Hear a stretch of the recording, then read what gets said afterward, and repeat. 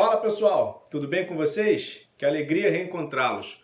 Hoje o tema da nossa aula é o filósofo Immanuel Kant, um filósofo que viveu na Prússia do século XVIII e enfrentou as questões mais candentes de seu tempo. Eu vou explicar para vocês um pouquinho do Kant, só que antes de chegar propriamente na filosofia dele, é preciso que a gente faça uma pequena incursão no debate intelectual do século XVIII, né? Como que esse debate se configurou no século XVIII. A gente já viu a questão do racionalismo e do empirismo. O que dizia o racionalismo? O racionalismo dizia que nós temos algumas ideias que são inatas, ou seja, ideias que nós não aprendemos com a experiência, mas que a nossa razão pode conceber sem a experiência. E inclusive o racionalismo tem uma visão bastante pessimista sobre a experiência sensorial, no sentido de que os sentidos nos enganam, a experiência sensorial é falha, então ela confia mais na razão pura, né? Essa é basicamente a doutrina do racionalismo, que nós também chamamos de inatismo. Por outro lado, a gente tem os filósofos empiristas. E a gente viu que os filósofos empiristas defendiam uma tese contrária ao racionalismo. Empiria vem do grego experiência. Então, empirismo significa o quê? Significa acreditar que a experiência é a fonte de todo conhecimento. É aquela ideia de que a mente humana seria uma tábula rasa, uma folha em branco, e que tudo que posteriormente se encontra na mente humana entrou através da experiência. Então, nós não seríamos capazes de conceber ideias inatas sem a experiência, sem a ajuda da experiência. A experiência seria a base, a fonte de todo conhecimento. Essa é a doutrina empirista. O Kant vai enfrentar essa questão e ele vai encontrar uma solução que a gente chama de criticista. É o criticismo kantiano. O que isso quer dizer? Na verdade, o Kant não vai tomar partido nem para o racionalismo, nem para o empirismo. Ele vai dizer o seguinte, que os empiristas eles estavam certos ao dizer que a matéria do conhecimento vem com a experiência. Só que eles não tinham entendido que a forma do conhecimento já é a priori.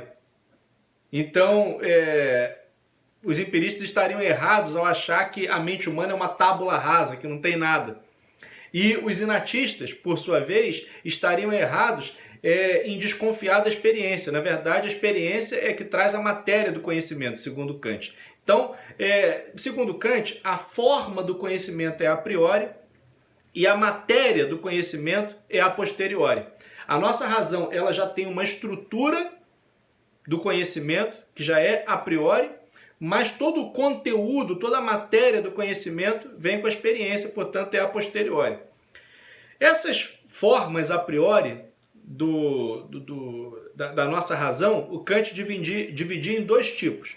Existem as formas a priori da sensibilidade e as formas a priori do entendimento. As formas a priori da sensibilidade são o espaço e o tempo.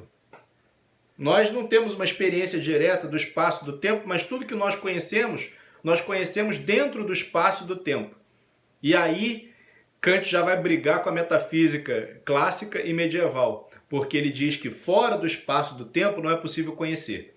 Então, por exemplo, quando São Tomás de Aquino dizia que é possível ter um conhecimento objetivo de Deus a partir da metafísica, ele estava pretendendo conhecer alguma coisa objetivamente fora do espaço e do tempo. Kant diz que isso é impossível. Por quê? Porque Deus não está nem no espaço nem no tempo. Deus ele é eterno, então está fora do tempo. Deus é imaterial, é espírito, então está fora do espaço. Como nós só conhecemos dentro do espaço e do tempo, então o que a filosofia tem a dizer sobre a existência de Deus? Nada. Embora Kant fosse um cristão, ele era um pietista, que é um ramo do luteranismo, tradição alemã, né? Desde o início da Reforma Protestante ali, o Kant não acreditava nessa possibilidade de conhecer a Deus filosoficamente. com os instrumentos da metafísica. Ele achava que isso era impossível. Outra coisa, a alma humana. A alma humana seria outro elemento que seria, inclusive, imaterial. Sócrates já falava, né, que a alma é imortal, que a nossa alma ela tem uma natureza espiritual, e por ela ter essa natureza espiritual, ela não morre. Né? O nosso corpo, que é composto, se decompõe. A nossa alma, que é simples, que é espiritual, ela continua a viver mesmo após a morte do corpo. Isso dizia Sócrates, por exemplo. Descartes também, né, falava do homem como coisa pensante, né, a nossa natureza espiritual. Kant vai dizer que isso aí também está fora do estudo da metafísica, está fora do estudo da filosofia. Por quê? Porque você está pretendendo conhecer uma coisa que está fora do espaço. Você só pode conhecer dentro do espaço e do tempo. Uma outra questão que ele dizia, que foi uma questão enfrentada por Aristóteles, por exemplo, que Aristóteles defendia que o mundo era eterno, o universo era eterno. Aí São Tomás de Aquino vai dizer que, na verdade, só Deus é eterno e o universo ele não é eterno, ele foi criado no tempo. Aí o que o Kant vai dizer sobre isso? Que a gente não tem como ter um conhecimento objetivo da eternidade. Por quê? Porque está fora do tempo. Então, nós temos uma estrutura do conhecimento, a nossa forma a priori da sensibilidade, ela só conhece dentro do espaço e do tempo. E nós temos também as formas a priori do entendimento, que são as famosas categorias kantianas. Então, por exemplo, você tem ali a forma a priori da substância. Você olha, por exemplo, um indivíduo ali, ele tem olhos, tem boca, tem nariz, tem orelhas, tem mãos, tem pés, mas você vê uma unidade substancial, você vê um indivíduo. Por que você vê? Porque você já tem uma estrutura a priori da substância, então você consegue olhar aquilo de maneira unificada.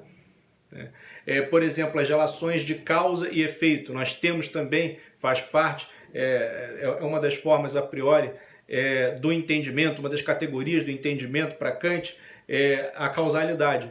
Então, você tem lá a experiência do dedo na tomada e o choque.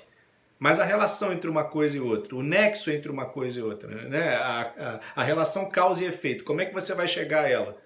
A partir dessa forma que você já tem. Então, a sua razão interpreta aqueles dados que vêm da experiência de acordo com uma estrutura que ela já tem a priori, que no caso seria a da causalidade. E assim são várias. No caso, as formas a priori da sensibilidade são só espaço e tempo, mas as formas a priori do entendimento são várias. Então são as chamadas categorias kantianas. O que o Kant está querendo dizer com isso? Que, na verdade, o nosso conhecimento é subjetivo. Nós não temos o conhecimento objetivo das coisas. Não há nada que garanta que as coisas sejam exatamente da maneira como nós percebemos. Aí você pode dizer assim, mas professor, se o conhecimento que o homem tem das coisas ele é subjetivo, como que pode haver ciência? A ciência não pode ser feita só de impressões subjetivas, ela tem que ser algo objetivo. A linguagem da ciência tem que ser uma linguagem universal. Pois é que esse conhecimento subjetivo de Kant, ele é um conhecimento subjetivo, porém universal, porque a estrutura da razão humana é a mesma em todos os indivíduos. Então, todos nós temos essas categorias, todos nós temos essas formas a priori, então nós conhecemos as coisas a partir de uma estrutura que é a mesma em todos nós. Por isso nós podemos estabelecer uma linguagem universal. Agora, o que nós não podemos pretender é que esse nosso modo humano de conhecer as coisas esgote a realidade das próprias coisas. Aí entra uma distinção que Kant faz, que é entre número e fenômeno. São duas palavras gregas. Número é a coisa em si. Fenômeno, em grego, significa aparição. É a aparência da coisa, é o modo como a coisa se mostra para nós. Então, ele diz que todo conhecimento humano está só no nível fenomênico. Nós só conhecemos o fenômeno, o modo como as coisas aparecem para nós. Nós não conhecemos a coisa em si. Por quê? Porque todo conhecimento que nós temos das coisas não é um conhecimento da realidade, mas é o conhecimento das ideias que nós temos das coisas. E não há nada que garanta que a realidade reproduza exatamente as ideias que nós temos das coisas. Então, todo conhecimento ele é subjetivo, só que esse subjetivismo é um subjetivismo universal porque a razão tem a mesma estrutura em todos os homens, e por isso é possível haver ciência, só por isso. Porque não é um subjetivismo radical, cada indivíduo percebe de um modo. Não, todos nós podemos perceber da mesma forma, porque a nossa estrutura racional é a mesma. Mas a gente não pode garantir que a forma que o ser humano tem de perceber as coisas esgote a realidade das coisas e que seja exatamente compatível com a realidade das coisas fora do modo humano de conhecê-las. E é aí que Kant diz que ele está promovendo uma revolução copernicana na filosofia. Qual é o sentido de uma revolução copernicana? Aí a gente precisa retomar aquela questão da astronomia, que lá no início da modernidade teve aquela controvérsia e que o sistema que se acreditava ser o certo já há muito tempo, desde a Antiguidade, a Idade Média, era o sistema ptolomaico geocêntrico, que coloca a Terra como centro do universo. Todas as coisas estariam então circulando ali em torno da Terra, o sistema geocêntrico. Mas aí com Copérnico houve uma mudança de eixo, porque ele passa a considerar o Sol como centro e tudo girando em torno do Sol. Então aí é o sistema heliocêntrico, que é o modelo copernicano, né? E aí o Kant fala que assim como houve essa mudança de eixo na astronomia, ele está promovendo uma mudança de eixo na filosofia. Porque antes se acreditava que o conhecimento era uma adequação do nosso intelecto à realidade objetiva das coisas. Então era possível conhecer objetivamente as coisas. Agora ele está dizendo o seguinte, que o centro do processo do conhecimento não é mais o objeto, mas é o sujeito. Então deslocou o eixo. Assim como tinha deslocado o eixo na Revolução Copernicana da Terra para o Sol, agora há um deslocamento do eixo do objeto para o sujeito. Por quê? Porque o centro do processo de conhecimento é o sujeito. O conhecimento é subjetivo. Não existe conhecimento objetivo. Nós não podemos pretender que o nosso modo humano de conhecer as coisas diga exatamente como é a realidade das coisas. É isso que ele está dizendo. Então, o nosso conhecimento ele é subjetivo. O sujeito conhece não as coisas em si mesmas, mas ele conhece as ideias que ele tem das coisas. E esse sujeito somos nós. É o ser humano. Então, é lógico que isso aí vai ter assim, consequências graves para a filosofia. É de fato uma revolução, é uma quebra de paradigma, é um processo de ruptura, é uma nova mentalidade. E há de fato um deslocamento de eixo na gnoseologia, ou na epistemologia, na teoria do conhecimento, em que agora não se tem mais um conhecimento objetivo das coisas, não se acredita mais que o conhecimento humano pode ser objetivo, e sim que ele passa a ser um conhecimento subjetivo. Beleza? Então, esses pontos são importantes, né, que nós vimos em Kant. Só recapitulando aqui, chegando ao final da aula, vamos recapitular então os conceitos que a gente viu. A gente viu que Kant é um criticista, que critica tanto o racionalismo quanto o empirismo. Ele diz que, na verdade, tanto os racionalistas e os empiristas estão errados porque acabaram se apegando a um ponto e esquecendo outras dimensões. Então os racionalistas se apegaram demais à razão, os empiristas se apegaram demais à experiência, e na verdade o Kant diz que o nosso conhecimento ele tem uma estrutura pronta, a priori, mas o conteúdo do conhecimento é dado com a experiência, então ele tenta juntar as duas coisas, é o criticismo kantiano. Só que a gente não pode pretender que esse conhecimento seja objetivo. O objeto não se impõe sobre nós, nós impomos a nossa visão ao objeto. Nós impomos a nossa subjetividade ao objeto. Então o conhecimento acaba sendo subjetivo. Nós não conhecemos o número, a coisa em si, mas conhecemos o fenômeno, a coisa para nós, como ela aparece para nós, o nosso modo humano de conhecer as coisas. E por causa disso, então o centro do processo de conhecimento não é mais o objeto, mas o sujeito. Essas são as ideias principais. A gente tem outras coisas para ver do Kant ainda, mas eu não vou cansar vocês, a gente já está com quase 15 minutos de aula. Eu vou deixar então, a princípio, só esses conceitos sobre Kant. Vou pedir a vocês alguns exercícios da apostila e depois a gente continua trabalhando Kant. Ele é um filósofo um pouco complexo, então a gente precisa dividi-lo em partes. Beleza, galera?